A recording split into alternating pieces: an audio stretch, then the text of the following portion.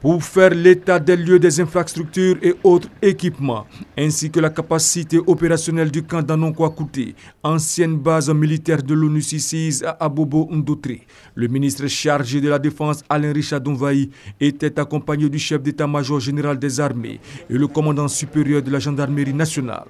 Au menu, une présentation de ce site qui abrite le premier bataillon pilote projetable par le lieutenant-colonel Denis Kofi, commandant du 10 bataillon, qui a pour vocation de servir à un déploiement sur des théâtres d'opérations extérieures de maintien de la paix.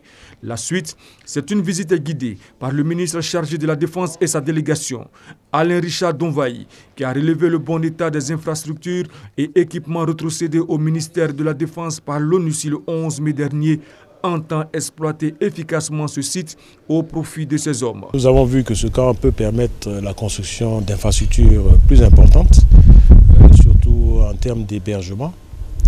Nous avons une base logistique ici qui va nous permettre d'établir des magasins centraux qui vont permettre de servir toutes les régions, les 4 régions donc, militaires. Et nous avons vraiment toute la latitude ici pour faire de ce camp vraiment un camp, je dirais, type, un camp modèle. Peut-être le plus grand camp qu'on aura pour les forces armées de Côte d'Ivoire. Cette base militaire, d'une superficie de 32 hectares, dispose d'infrastructures adaptées pouvant permettre aussi bien le stockage d'équipements logistiques que le cantonnement d'unités militaires d'une capacité d'un peu plus d'1 millier de personnel. Il faut noter que la formation du premier bataillon pilote projetable a débuté le 16 octobre 2016.